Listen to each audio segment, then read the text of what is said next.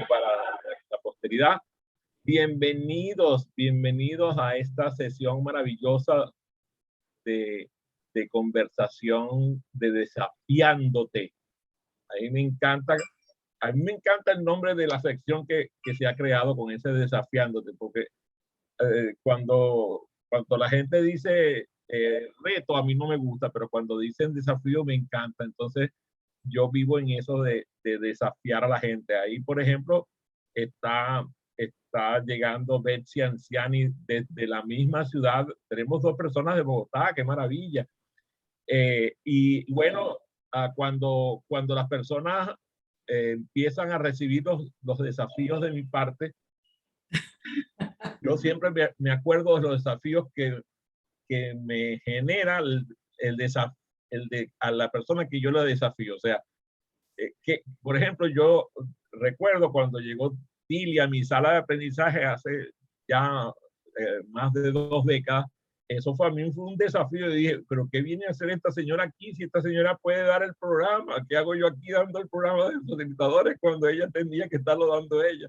Pero bueno, ella fue disciplinadamente y tomó su programa al lado mío, y de ahí para adelante pues hemos estado juntos viviendo la experiencia. Lo mismo me pasó con Betsy Anciani. Betsy Anciani, tú sabes, ella es un mar de desafíos. Ella siempre está desafiándome de forma importante, y yo te digo, el cuerpo se me pone raro, porque yo digo, Dios mío, esta muchacha la voy a matar con mis propias manos, así en serio, la voy a agarrar después de que le dé 4 besos, la voy a matar. Pero bueno, después de eso la dejo ser. También me pasa con Alonso. Alonso es la misma cosa. Dios mío, peleamos una semana sí, una semana no, una semana sí, una semana no. Y bueno, y con quien más peleo de todos parece como si fuera mi esposa, mi prima Melissa. Dios mío, qué pleito que nos hemos echado. Eso es, tú sabes, que ahora ya no es como Alonso, una semana sí, una semana no, sino un día sí y 2 días no.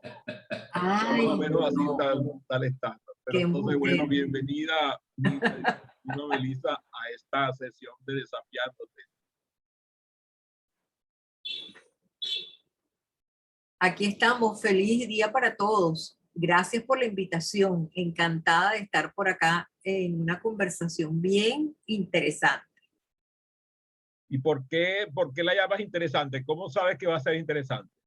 Bueno, porque creo yo que en la medida que pasa el tiempo voy descubriendo que el tema de la voz y del éxito con la voz es real, funciona y nos hace cada vez más, nos acerca mucho más a nuestras metas y a nuestros objetivos. Fíjate, papá se llamaba Armando Cotén Felse. ¿Y qué tiene que ver ese Cotén y ese Felse contigo? A ver, aclárales aquí a este pequeño grupo que está aquí, y bueno, hay algunos que se están conectando por las redes. Bueno, pero más interesante aún es que mis hijas son Melissa María y Mara Carlota Felse Cotén. Así que entonces esos apellidos vienen mezclándose desde hace generaciones. Es que el papá de Adrián y mi papá eran primos hermanos.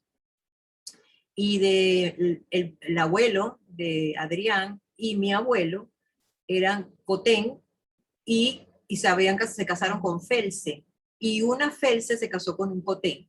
Entonces, el papá de mi esposo, que era Felse Cotén, es primo también del papá de Adrián, que es Cotén Felse, porque 2 hermanos se casaron, 2 hermanos con 2 hermanas, y entonces eso va chorreando, como digo yo, de generación en generación. Pero fíjate qué interesante, porque resulta que Melissa, que es, o sea, si vamos así a la precisión, es prima segunda mía, resulta que yo la trato más como hermana mía que como prima. Y de hecho, hay primas mías que yo tengo años que no hablo con ellas, del mismo apellido, Cotén.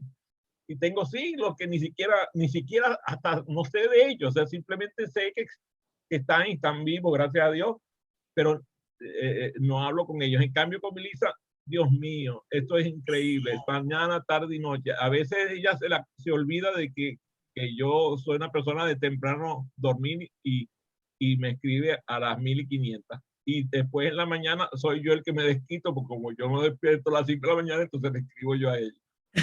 Bueno, Así es. hablamos cuando prometimos íbamos a hablar de la voz como instrumento para el éxito.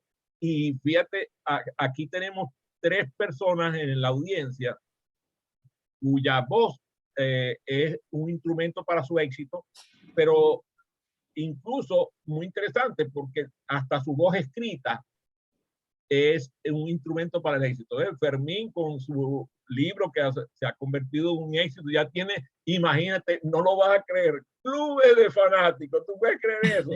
Clubes de fanáticos que se reúnen para leer el libro, bueno, dentro de poco va a estar así como Miguel firmando toro, pues, ese cuento. Mira, ya se está arreglando para eso. Después tenemos a Tilly también ya ni siquiera con uno, sino con 2 libros y por ahí metida, se ha puesto hasta modernísima porque por Amazon y no sé cuántas otras cosas más. Y la veo en las redes, ahora la veo incluso en Instagram, ¿sabes? Por todos lados también promoviendo sus excelentes publicaciones. Y por si fuera poco, Betsy, que además ha tenido un éxito importante allá en Bogotá, con todo el trabajo que ha venido haciendo, desarrollando su voz a través del discurso. Entonces, vamos a ponerle orden a esto y hablemos un poquito de tu historia primero. A ver, ¿dónde nací? Mi historia, yo nací en Caracas, Venezuela, pero mi madre era de Nueva York y mi papá de Irapa, Estado Sucre. Y se encontraron en los Estados Unidos. Mi papá se crió en Trinidad, como todos los primos, estos primos de los cuales habla Adrián, fueron a la casa de María Baradat y no recuerdo cuál es el Cotén, Luis Cotén creo que era, y todos pararon allá a educarse. Pero mi papá muy joven decidió saltar a Nueva York porque él necesitaba tener nuevas experiencias. Creo que a los 16, 17 años se fue a Nueva York. Y había ya un grupo de latinos muy importante. Entre esos latinos estaba mi mamá. Así que ahí se conocieron, ahí se encontraron. Y de allí mi padre se vino antes, el año 41, justo antes de la guerra. Y cuando quiso volver a Nueva York ya no pudo. Entonces empezó a jalar a mi mamá, que estaba entre rascacielos para venir a la ciudad de Caracas, que en esos años era solamente el casco del centro de la ciudad, donde vivía. Había 2 rascacielos, las torres del centro. No había ningún rascacielos. Claro, estaban las torres del silencio, como que no, eso no, ya estaba construido, ¿no? No, me digas señor. No estaba siquiera. En el año 40, por Dios, no. Bárbaro, eso se construyó en el 50 y pico. Muy bien. Ahora dime, y tú sabes que los padres nuestros aprendieron a hablar inglés antes que hablar español. Así es. Y de hecho rezaban en inglés, contaban en inglés. Se les volvió un lío el asunto del inglés con el español porque parecían ingleses en vez de venezolanos, y eran los 2 nacidos en Irapa, papá nació en Irapa también. Entonces, ¿qué le trajo a tu ser la personalidad de tu papá? Bueno, justamente me puse a indagar cuando hice conexión con mi voz, cuando hice el curso de locución. Los profesores de locución que me hicieron esa primera entrevista, que fue eran como 4 profesores, esa primera lectura, que es como para ver si puedes ingresar o no, una evaluación, ellos me miraron, los 4, se quedaron callados, y uno de ellos me dijo, esa voz tuya viene de alguna parte. Además, creo saber cuál ha sido tu actividad durante muchos años. Y yo le digo, así, dígame. Me dice, tú eres educadora. Y efectivamente, dio en el clavo. Yo tengo más de 43 años en la educación y ese ha sido mi instrumento, la voz. Porque uno habla desde que amanece. Esa la heredaste del lado de tu padre, toda esa línea, pues vamos a decir. Y fíjate, la Escarpenter, porque la Escarpenter además tiene un apellido de lo más sofisticado. ¿De dónde viene ese apellido? Cuéntanos. Fíjate que en realidad la voz no viene de mi padre, la voz viene de los Escarpanter, porque resulta que los Escarpanter, que eran mis abuelos, eran 12 hermanos, todos músicos. Y en la casa de La Habana donde vivían, ellos tenían una casa que iba de una calle a otra. O sea, ocupaba una cuadra completa y en esa cuadra el espacio de entrada, ellos lo organizaron para crear una orquesta. Entonces todos los días esos hermanos abrían las puertas de la casa y tocaban. Y mi abuelo tocaba el piano, era un maestro del piano. Él compuso, él tocó en las grandes orquestas de Nueva York en los años 40. Bueno, lo llamaban el maestro Jesús Escarpanter. Y una prima hermana de mi mamá, que se llama Sarita Escarpanter, se llamaba, era cantante lírico. Es decir, que si en algún momento yo me hubiese querido incursionar en la voz profesionalmente, yo lo hubiese podido haber hecho, pero eso a mí no se me ocurrió. Yo estaba entre el baile y el cuatro y las fiestas. Por supuesto, la voz no era parte importante en ese momento. Pero fíjate que tú hasta en peleas de perro te metes, porque tú estás metido, te haces de todo. Fíjate, esta mujer es economista de profesión, es educadora de profesión, es piloto de avión de profesión, le encanta el buceo, le encanta todo lo que se puede romper la crisma, ella se mete, ha hecho de todo. Entonces, fíjate, también sé, porque lo recuerdo muy bien, que tu madre era una bailarina excepcional. Tu padre y tu madre, cada vez que había una fiesta, todo el mundo se quitaba para verlos bailar porque bailaban muy bonito. Así Y yo es. sé que a ustedes les enseñaron en su casa, las enseñaron a bailar. Total y absolutamente. Mi padre bailó en lo que llaman ballroom. ¿Saben lo que es el ballroom? Esos profesionales de baile que bailan en las grandes salas. Mi papá se entrenó en ballroom en Nueva York y en Trinidad. Entonces, realmente mi papá no bailaba, mi papá flotaba en la pista de baile. Y fíjate que el baile y la voz están relacionados porque cuando la gente aprende a moverse en el baile, aprende a respirar y parte del secreto del uso de la voz está en la respiración. También ocurre en algunas de las actividades que tú has realizado, por ejemplo, en el buceo, lo mencioné, que hay que aprender a respirar, si no uno se ve una ahogadita muy regular. Entonces, a mí me sorprendió cuando tú tomaste el curso de locución, porque yo pensaba que ya tú habías tomado el curso de locución. Como yo le digo aquí a mi gente, pues tú estás metido hasta peleas de perro, entonces uno espera que ya ese ya lo tiene. O sea, tú agarras un checklist y ella la tengo. Yo pensaba que ya tú habías tomado un curso de locución. Resulta que eso lo tomaste apenas recientemente, creo que hace eso como fue 2 años, dos hace 2 años, años. ¿verdad? Hace 2 años. Entonces, ¿qué te permitió descubrir de ese pasado que te da tu mamá? Tu mamá tenía una voz rara, tenía una voz oscura, Sí, una voz fuerte. una voz fuerte y además con una especie de sonido gutural que le daba una característica. Cualquiera que la escuchaba en cualquier lado la podía reconocer.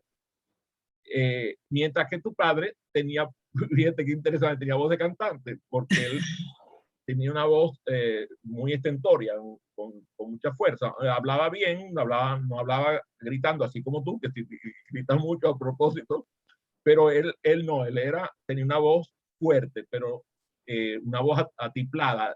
Parecía que era cantante, aunque yo no lo oía cantar, sino que cantaba era calipsos, boleros, ese tipo de cosas, y claro, a veces se la cantaba, se la ha oído a tu mamá o algo por el estilo. Cuéntame un poquito de dónde sale este asunto de ir a tomar un curso de locución. Bueno, tú sabes que a mí la radio me llama mucho la atención, me ha llamado siempre la atención y creo que es un espacio ideal para comunicar.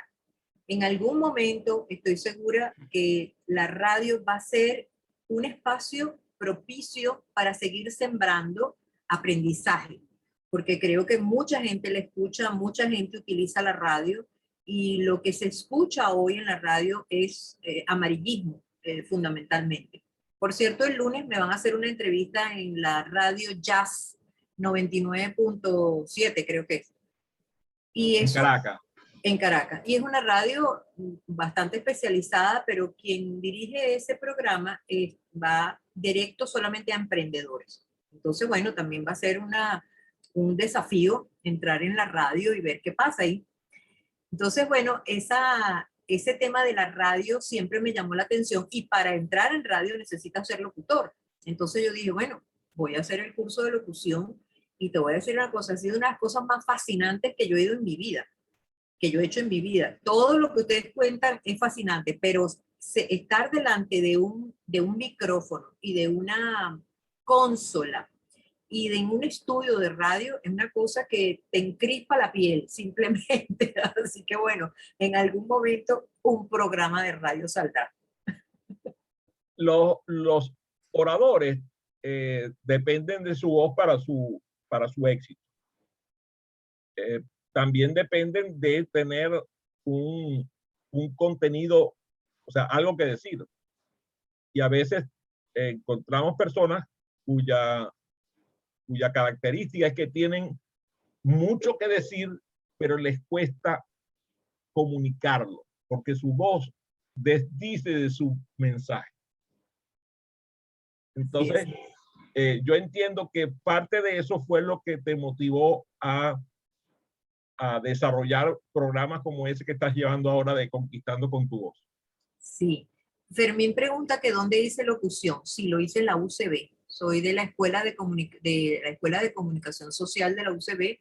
Ellos tienen el programa de locución y yo fui bueno, no fui la primera. Mi hija lo había hecho hacía 5 años, mi hija mayor. Y yo cuando ella entró y decidió hacer locución, yo dije, ay, yo quiero hacerlo contigo. Y me dijo, bueno, mami, vamos a ver porque no sé si podemos hacerlo las dos. Bueno, total es que 5 años. Dice Fermín que son colegas. No sé en cuántas de las cosas que hemos hablado son colegas, pero parece que como locutor también. Fermín lo hizo en el 2003, está diciendo. Mira qué maravilla. Te fijas, somos colegas, Fermín, ya sabes. Locutores. Certificado de locución número 58.144. Ese es el mío. Bueno, voy a tener que preguntar a ver si Tili y ver si también hicieron cursos de locución, porque menos mal, por lo menos quedamos ahí algunos que no hemos tomado el curso de locución. Entonces, yo comprendo, yo recuerdo de alguna vez que conversábamos, por ejemplo, respecto a algunos de los estudiantes de los programas de formación de facilitadores o de otros programas de nuestra empresa, en momentos en los cuales hacían sus presentaciones y posteriormente en privado nosotros comentamos, oye, qué bueno sería que esta persona tomara algún tipo de programa para mejorar el uso de su voz, porque fíjate que tiene muchos contenidos maravillosos, pero cuando la escuchamos hablar tiene esta dificultad o esta otra. Y yo creo que eso en algún momento se debe haber combinado con este curso que tú tomaste y dijiste, bueno, voy a empezar a resolverle problemas a facilitadores que tienen alguna desventaja por la voz. Cuéntanos un poco más. Bueno, fíjate que el programa surge realmente de una mentoría que me hizo Jess Solé, y ella, en cuanto a talento, ella me dijo, Melissa, pero tú teniendo esa voz y siendo locutor, ¿por qué tú no haces algo con eso? Y yo le digo, ¿por qué? Bueno, con la locución y la voz. Y yo, bueno, simplemente lo anoté y me quedé en reflexión, porque eso para mí fue sorpresivo. Entonces ya había escuchado, ya había hecho investigaciones y sabía que este 2021 era el año de la voz. Y la voz porque todos los sistemas o todas las aplicaciones digitales estaban enfocadas en la comunicación visual, pero ahora se estaban migrando a la comunicación auditiva, para lo cual la voz es indispensable. Resulta ser que esto ha estallado en cuanto al uso de lo auditivo. Todas las aplicaciones tienen voz. Twitter abrió mensajes auditivos de voz.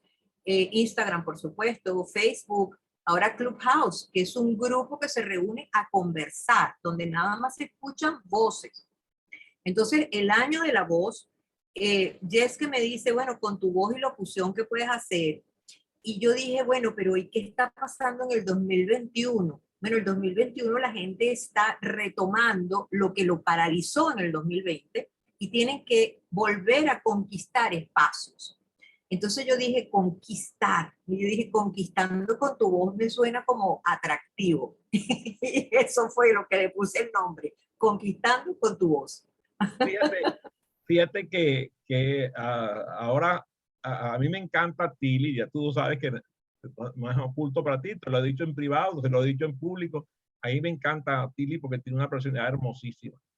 Y entiendo que está ahora realizando un proyecto con podcast sobre los temas que ella maneja. Así es, increíble, Y maravilloso. varias de las personas que han tomado el programa contigo también han tomado programas con nosotros en PCOS International. Y ahora veo como una ola de facilitadores que están yendo a estas plataformas de podcast para realizar sus maravillosas presentaciones de los diferentes temas, porque además tenemos facilitadores de todos tipos. O sea que nosotros vamos de lo sublime hasta lo ridículo. Tenemos gente que incluso hace cosas que tú dices, Dios mío, eso se va a vender y resulta que venden más que otros, ¿no? Ahí está Fermín, por ejemplo, con el nuevo libro que se está vendiendo como pan caliente, ya lo dije, pero fíjate qué interesante que él aquí nos está diciendo que hace podcast desde hace 2 años. Así es, fíjate qué maravilla. Y, y entonces cuando empezamos a ver esto, empezamos a notar que el negocio que más crece es el negocio de los podcasts en idioma inglés. Comparativamente con los podcasts de idioma español, es una relación que incluso no es proporcional al número de hispanohablantes versus angloparlantes. Pero es que en inglés parece que el mercadeo es mucho mejor. Y además las plataformas tales como Audible, Spotify, iTunes, más todas las de podcast especializadas en podcast, casi todas son generadas en los Estados Unidos o generadas para el mercado norteamericano. Todo está hecho en inglés. Quizás entonces debería haber una plataforma de generación de podcast de español. Yo te escuché ayer en una conversación, no sé si fue pública o privada, que estaba considerando hasta montar un estudio dentro de tu espacio de trabajo para invitar gente a grabar sus podcasts. Me gustaría que revisamos ese tema grande.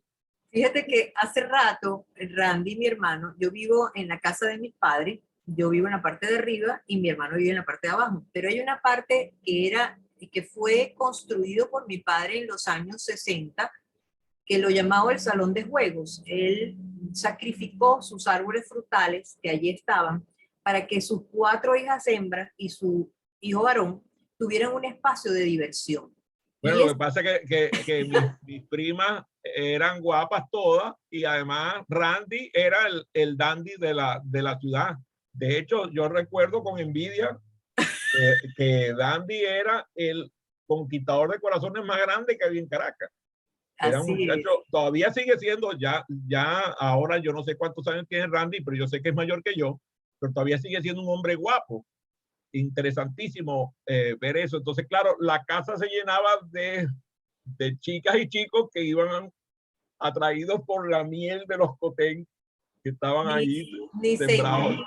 Ni se imaginan. Aquí llegaron a ver hasta 200 personas porque mi hermano creó un grupo que se llamaba Los Riviera, que ensayaban en ese espacio. Un grupo musical de gran éxito en Caracas, de gran éxito. Yo estoy seguro que Fermín alguna vez escuchó hablar de Los Riviera. Era un grupo, tú sabes, tocaban rock de los 60. Así es. Y era estupendo. Además, Randy, si no me equivoco, era baterista. Baterista, así es. Entonces, bueno, en ese espacio se ensayaba y quien abría el portón la primera vez ya no se cerraba más. Y entonces entraba y entraba y entraba y entraba gente y mamá decía, estoy cansada de esta casa que parece la Plaza Bolívar. Aquí entra y sale gente, yo ni siquiera sé quiénes son. Bueno, una época donde no había el temor de ninguna clase, la puerta se abría y se quedaba abierta.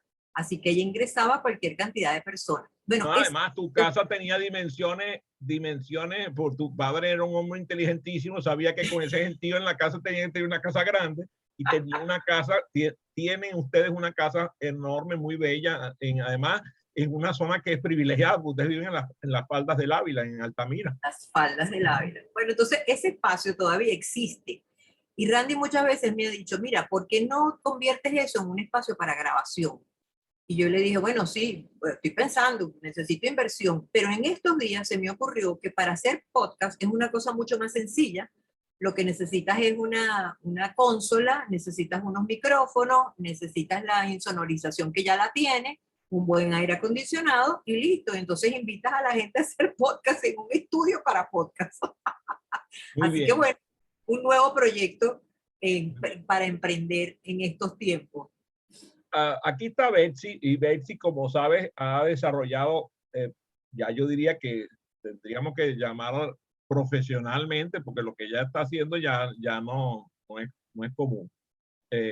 Ella pertenece a unas asociaciones que cultivan el arte de la oratoria de forma espectacular, y ella ha triunfado tanto a nivel local como a nivel nacional, como a nivel internacional con esa línea de oratoria. ¿Qué, qué, qué ves que puede hacer una persona que ha desarrollado el arte de la oratoria para desarrollar el cultivo del instrumento de la voz? Pero fíjate que es bien interesante porque la voz de cada uno de nosotros es una huella digital. Eso es indudable. Pero nosotros, como musicalmente tengo cierta idea, nosotros estamos en un rango de voz que es una octava en particular. La octava de Adrián no es la misma octava mía ni la misma de ti.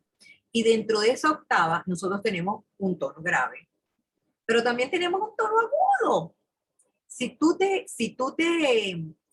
puedes conscientemente dirigir la voz en esos tonos, tu mensaje y tu comunicación hacia donde quieras dirigirte va a ser más impactante y creíble, porque eso es una estructura vocal que permite que el que te está escuchando sienta que lo que tú estás diciendo es cierto, es impactante, es creíble y se conecte contigo. Y es muy distinto a hablar en un solo tono todo el tiempo, como si estuvieras hablando por dentro, como si estuvieras hablando hacia adentro, y aquel que escucha prácticamente que lo estás durmiendo, lo estás hipnotizando con la voz. Entonces, ese uso del instrumento, esa carga de emoción que tú le puedes colocar a la voz, va a permitir que todo lo que digas pues tenga otra finalidad, otra estructura e impacte e influya mucho más. Así es. Algunas personas que son poderosos en su posición, ya sea empresarial, política, eh, consideran como que ya ellos no necesitan educarse en la voz.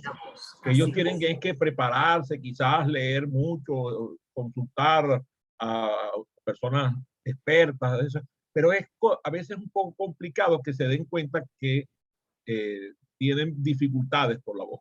De hecho, ahorita lo decía, pensaba en un político venezolano de gran éxito que pudo haber llegado incluso a ser el presidente de Venezuela, y que cada vez que hablaba daba la sensación de que estaba diciendo mentiras. Y además tenía una dificultad, que era que la nariz se le ponía roja. Entonces, esa combinación entre la voz y la nariz le destruyó la carrera, además de la persona que era su mentor político, que también hizo mucho para sabotear. No voy a decir el nombre porque de verdad que a mí me da hasta dolor mencionar. Pero su voz le conflictuaba en la realización de su labor del liderazgo. Háblame sobre voz y liderazgo. Aquí además Fermín seguro que tiene algo para aportar. Un tema interesantísimo. Bueno, fíjate que parte de lo que voy a comentar está relacionado con estadísticas.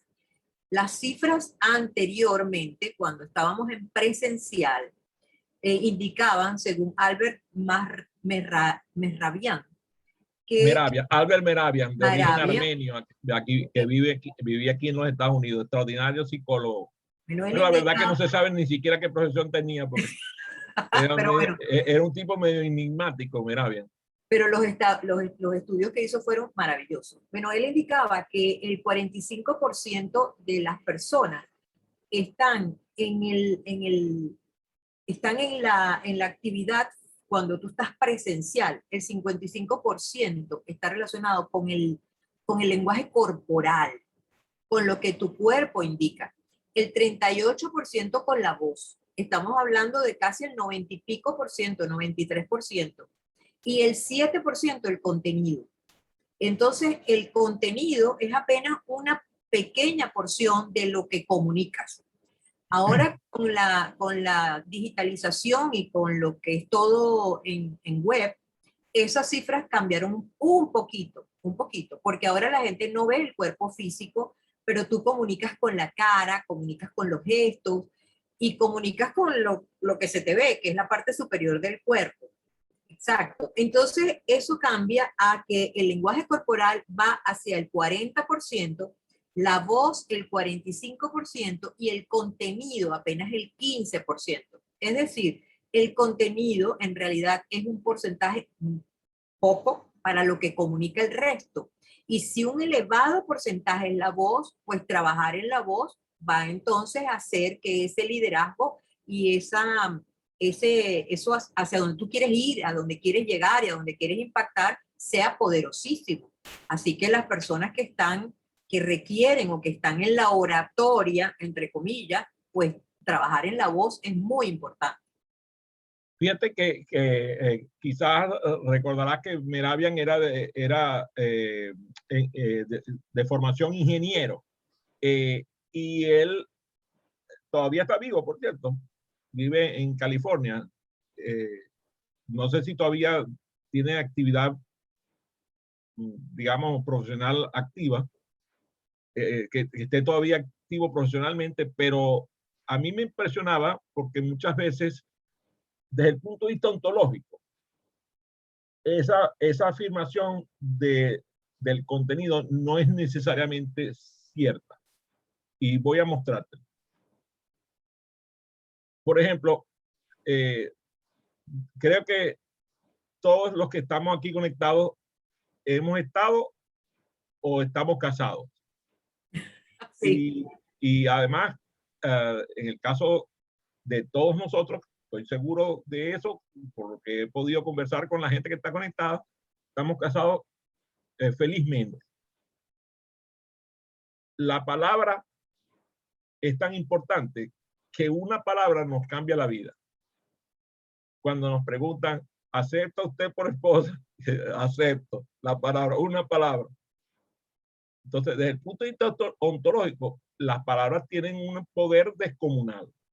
Ahora, desde el punto de vista comunicacional, y ahí es donde está el aporte de Mehrabian.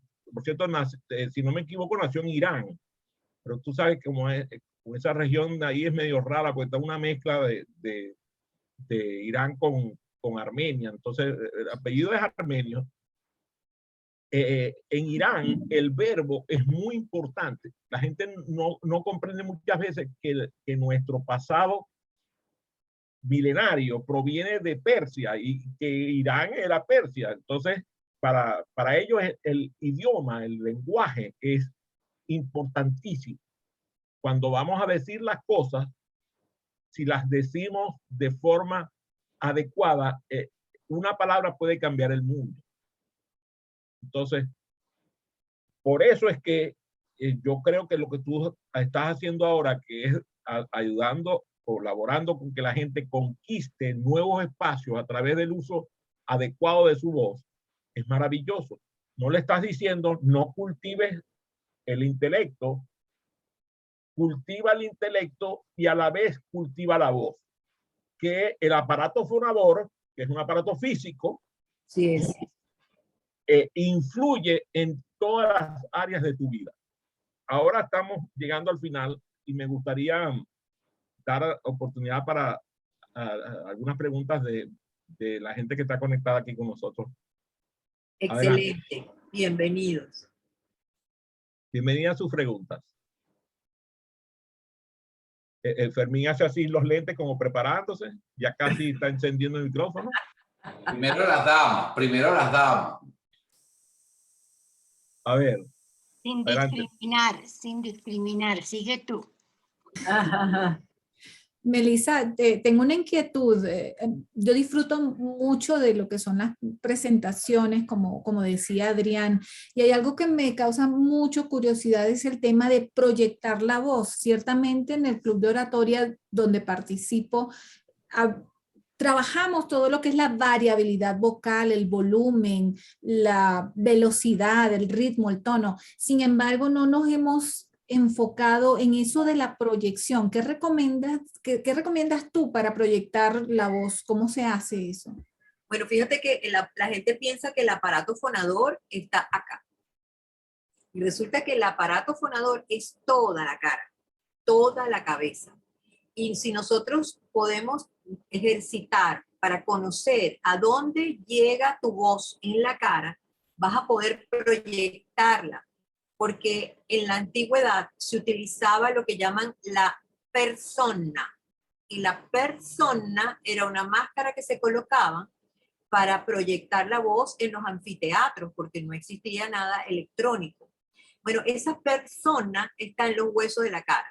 Si nosotros logramos impostar la voz y conocer cómo funcionan esos huesos de la cara, la proyección de la voz es interesante.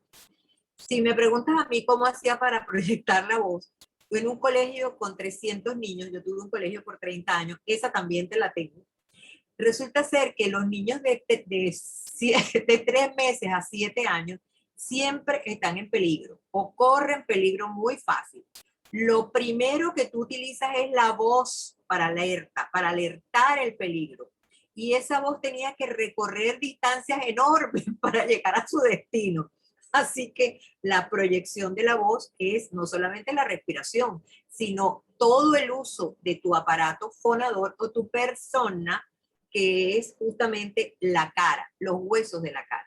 Entonces es una práctica interesante conocer dónde replica tu voz cuando sube el aire, vibra las cuerdas vocales y luego continúa su ascenso hasta aquí arriba, y la boca es quien emite el sonido. Adelante. Wow, interesante, gracias. Adelante, Fermín. Adelante, Tili.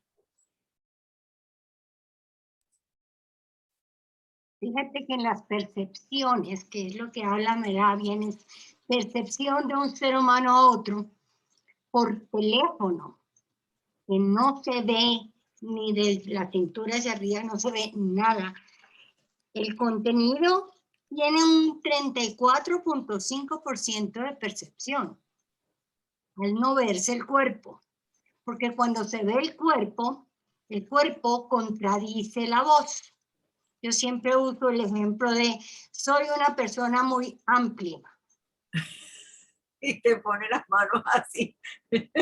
Ahí es donde se habla de las diferencias de percepciones del cuerpo también. La palabra súper importante, pero el cuerpo contradice la voz si no hay coordinación entre las dos cosas. Cuando nosotros educamos call centers en el uso de la comunicación verbal vía telefónica, una de las cosas que le indicamos a nuestros clientes es que tienen que darle espacio físico a las personas que atienden las diferentes estaciones.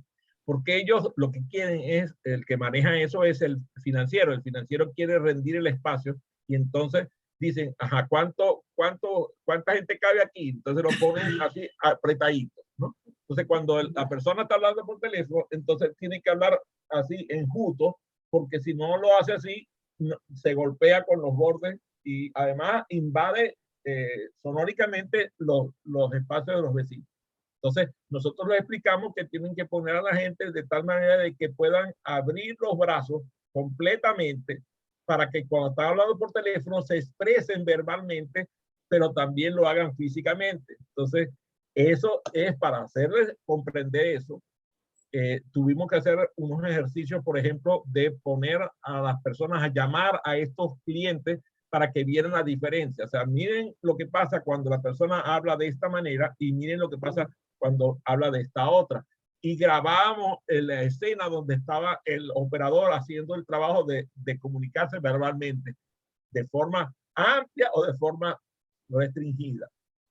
Sin lugar a dudas, yo tengo que llevar, si no nos peleamos, Melissa y yo en esta sesión no va a tener interés.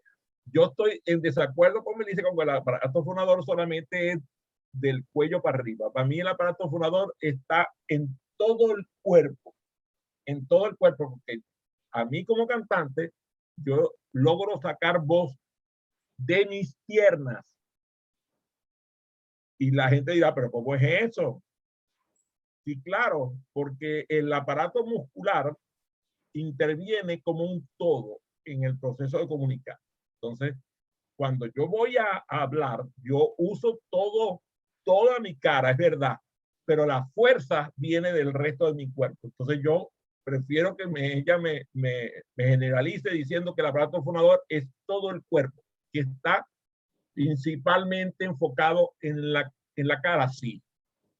Nosotros vemos a los grandes cantantes o a los grandes músicos, por ejemplo. Ayer estaba escuchando una interpretación de Dizzy Gillespie, ya lo recuerdan, un extraordinario trompetista.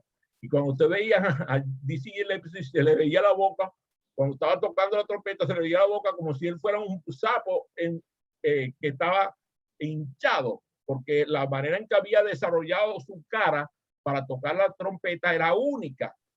Claro, cuando lo veía sin estar tocando, la cara se veía normal, pero cuando empezaba a tocar se inflaba. Es una cosa impresionante. Entonces, los músicos, los cantantes tienen en su cuerpo todo el aparato fonador y lo expresan a través de la cara. Claro, pero la pregunta de Betsy estaba relacionada con la proyección. Si no me peleo contigo, ¿qué hago, pana? Si no me peleo, proyección. Este programa pierde interés y nosotros nos peleamos, chicas.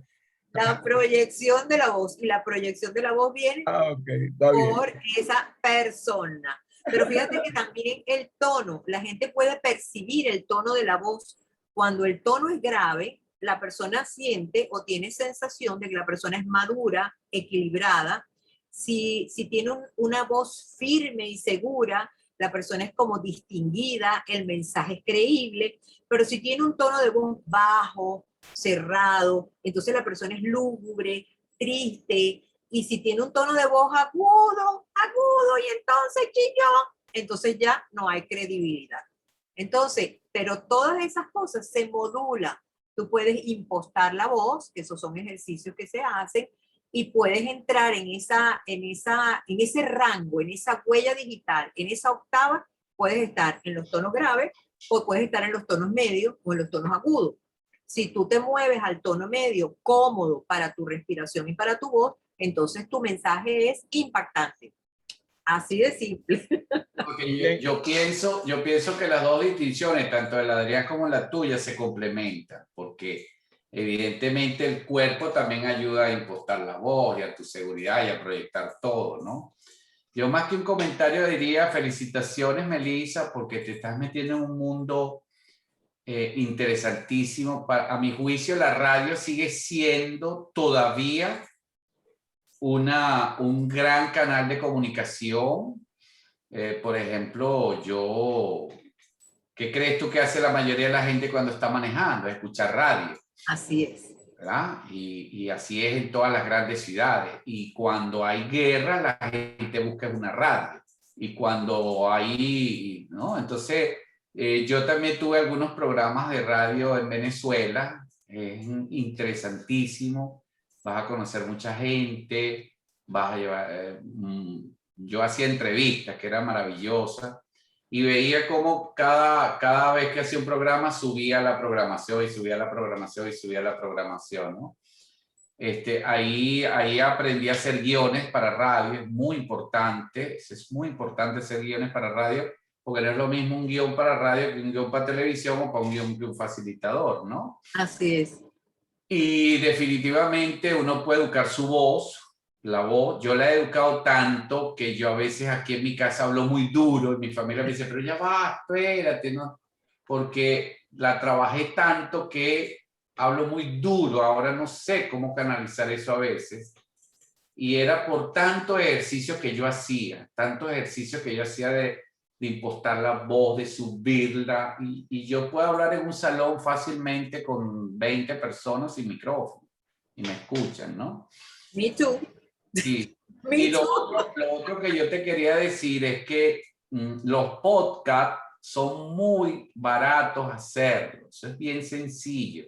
Son aparatos que te valen, por ejemplo, un buen micrófono te vale 20, 30 dólares, una consola te puede costar 50, 60 dólares. Lo que hay es que ponerte a hacerlo. Y los podcasts son muy poderosos porque tú vas en la radio, tú vas en tu carro y tú puedes escuchar un podcast. Así es. ¿Ves? Entonces, por ejemplo, tú tienes estudiantes, a los COA que están aquí, yo tengo muchos estudiantes, entonces yo lo que hago es que grabo un poco y se los mando, ellos lo escuchan cuando quieran, ¿no? Es correcto. De eso hablaba Escampola anoche. De eso hablaba Escampola anoche, que para la nueva digitalización de la educación, los podcasts son un instrumento poderoso. Así es. No, escúchame, te voy a dar datos. Mira, más del 60% de la población mundial que está en época de insertarse laboralmente son millennials. Cierto. Y los millennials quieren algo más rápido, fácil. Dímelo cómo esto es fácil. No me lo cuentes, no me lo expliques. Yo te lo digo por mis hijos, porque mis hijos ellos si mandan un mensaje de voz. Así es. Mis hijos, yo no tengo WhatsApp, papá. Escribe, coño, pero ¿por qué no tienes WhatsApp? Porque no me interesa tener WhatsApp. Entonces, uno solo que se tiene que adaptar. Y mira, yo no sé ustedes, pero yo trabajaba en una radio donde había unos locutores amados, ¿no? Amados. Eran unos tipos amados. Y yo recuerdo que iban mujeres a conocerlos, pero cuando llegaban allá a la radio y veían a los tipos, quedaban decepcionados. ¿Ustedes alguna vez se enamoraron de algún locutor? Y después, vamos a ver, Bexi, ¿de qué locutor te enamoraste tú? A ver, y Tilly. Me pasó en Ciudad Ojeda, en el estado Zulia, escuchaba mucha radio y participaba en concursos y una vez gané uno en Radiovisión y fui a reclamar mi premio que era un disco de acetato y qué decepción cuando vi ese. Cuando viste el locutor. Mira, Fermín. ¿Cuál fue tu decepción, Tilly? Déjame un actor de televisión. Ajá. Pepa Muchastegui. ¿Y no te gustó? No, él no era bonito, pero tenía una voz. Entonces, ahí está la respuesta, Adrián. La voz que logra la voz, te enamora. Bueno, mira, estoy seguro que para las personas que alguna vez fueron al aeropuerto de La Chinita en Maracaibo, recuerdan a la locutora que daba los anuncios del aeropuerto, que tenía una voz que parecía, tú sabes, ella tú decías, esta mujer tiene que ser hermosa, esta voz es demasiado dulce, o sea, de verdad, era una voz erótica, incluso erótica, y resulta que cuando tú veías a la señora te dice, no puedo creerlo. Mira, ya tenemos que terminar esta sesión. Déjenme, por cierto, me acordé, este Alonso me hace pensar cosas terribles. Me acordé que cuando yo estaba muchacho, tenía como, no me acuerdo, tenía 17, 18 años, fui con unos muchachos amigos míos, montamos un piano en la parte de atrás de una camioneta y fuimos a dar una serenata a Nancy Peralta, mi querida amiga, que tristemente falleció hace unos años atrás. La única que creo que la conoció fue Melissa. Nancy Peralta, extraordinaria mujer, una doctora, una bellísima mujer. Y fuimos a cantarle una serenata con el piano montado en la camioneta y los músicos acompañando. Y esto no tendría demasiada trascendencia si no supieran que Nancy vivía en el 7º piso del edificio. Entonces, cuando la gente dice, oye, ¿cómo fue que hiciste? Bueno, no solamente que yo le cantaba a Nancy en el 7º piso del edificio, sino que mi mamá, ella vivía en el lado de la avenida Bellavista, y nosotros vivíamos en el lado de la avenida Santa Rita, que era la cuadra de atrás. Y mi mamá me estaba escuchando en la casa cuando yo le estaba cantando la serenata. Entonces la gente dice, ¡guau, muchachos! Pero por eso, como tú dices, la voz estentoria, la voz fuerte, eso se cultiva. ¿Cómo no iba a tener una voz si a mí me educaron desde que tenía 4 años en cantar? Entonces, en este caso, lo que yo sí te puedo decir es que aprendí estando en el programa de Conquistando con tu Voz con Melissa, cómo sacarle mejor provecho a mi voz. Aprendí ejercicios que yo no conocía, que no, de verdad, o sea, no los había estudiado nunca. Y ella me puso orden para yo sacarle mejor provecho a mi voz. Y noté inmediatamente los resultados de la experiencia de aprendizaje que estaba viviendo con ella en Conquistando por su Voz. Así que me encantó, Melissa, que vinieras a este encuentro. Yo no sé cómo llamarlo, un encuentro familiar casi. Bueno, es un encuentro maravilloso, con gente maravillosa. Gracias por estar aquí, gracias por invitarme. Gracias a Tilly, Fermín, Betsy, Adrián, y bueno, todos los que van a escuchar esto después, que eso va a quedar... los que están escuchando por Facebook, no te olvides de ellos. Y los que están escuchando por Facebook en este momento. Por YouTube. Ah, bueno, imagínate, porque es una maravillosa oportunidad de obtener todas las herramientas profesionales para aquellas personas que no van a ser profesionales, pero que quieren darle una proyección a lo que hacen, utilizando adecuadamente ese instrumento poderosísimo que se llama la voz. Dale por favor tu Instagram para que la gente lo conozca y lo sepa. A ver, dile tu Instagram. Bueno, mi Instagram es @MelissaCotín, @Conquistando con tu Voz. Y en Facebook estoy como Melissa Cotín, autora conferencista, y Conquistando con tu Voz también tiene su Facebook. Y en LinkedIn también estás, ¿no? En LinkedIn también estoy como Melissa Cotín. LinkedIn, como dicen, LinkedIn. Para decirlo así tipo gringo. LinkedIn, estoy como Melissa Cotín, porque el escarpanter tiene que estar en mi vida, producto de que de ahí viene mi voz. No, si no. Además, mi tía Olga me mata si yo le quito el apellido a su hija, imagínate eso. Oye, por cierto, los invito, estoy seguro que no se van a perder el programa de mañana a la misma hora con Elena Espinal. Elena Espinal para mí es la más importante expresión del coaching en América y una mujer excepcional, de una belleza de alma espectacular. Por favor, acudan a ver mañana a la 1:00 la entrevista con Elena Espinal. Ahí estaré. Por esta misma conexión. Que tengan una feliz tarde, que les vaya muy bien y nos vemos como siempre. Gracias a todos. ¿Dónde nos vamos a ver? Que se me olvida. En el espejo. En el espejo, sí. Y en el espejo donde se practica la voz. Oye, se les cayó la cédula, ¿oyeron? Se les cayó la cédula, ese viejísimo.